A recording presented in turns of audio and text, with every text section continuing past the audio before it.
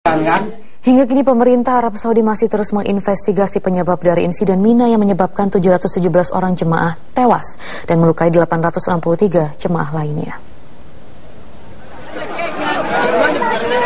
Perjalanan haji tahun 2015 kembali mendapat cobaan.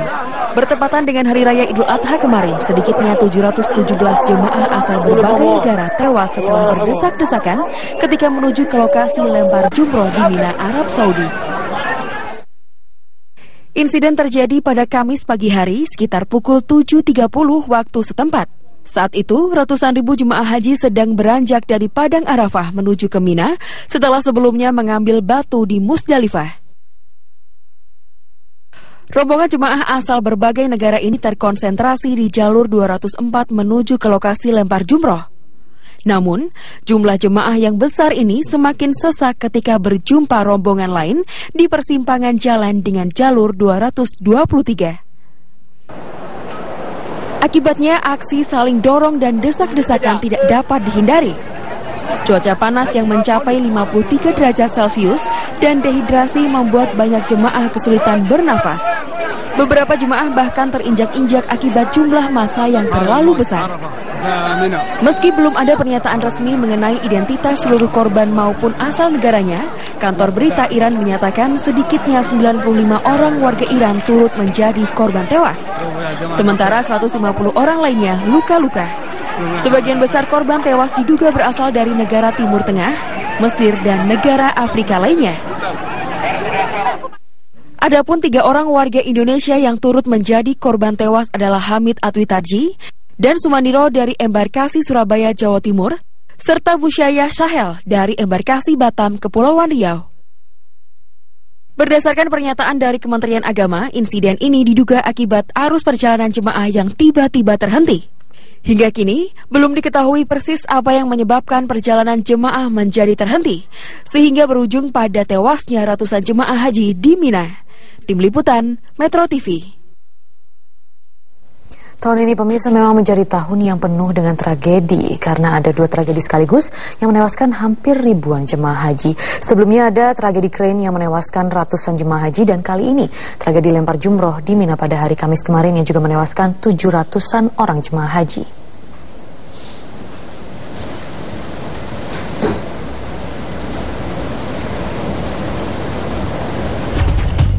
Berbagai dugaan penyebab kecelakaan ini pun keluar, salah satunya dugaan karena adanya rombongan putra mahkota kerajaan Arab Saudi yang melintas. Akibatnya, petugas keamanan Arab Saudi membuat panik jemaah haji yang kemudian berujung insiden. Namun hingga kini belum ada keterangan resmi terkait penyebab insiden itu. Berbagai pihak pun menuding pemerintah Arab Saudi tidak serius menjamin keselamatan para jemaah haji selama melaksanakan ibadahnya di Tanah Suci. Pemerintah Indonesia harus meminta pertanggungjawaban kepada Arab Saudi dalam menjaga keamanan jemaah hajinya. Apalagi Indonesia merupakan negara terbesar yang mengirimkan jemaah haji setiap tahunnya.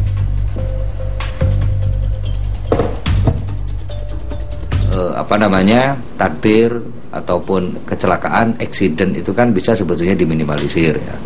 Nah karena itu saya sepakat dan saya setuju pemerintah Arab Saudi segera melakukan investigasi, dan saya kira kalau perlu dan kita sekarang minta agar dalam investigasi pemerintah Arab Saudi juga perlu melibatkan negara-negara lain, terutama negara-negara yang secara rutin mengirimkan jamaah, terutama dalam jumlah besar seperti Indonesia, Bangladesh, India, dan sebagainya.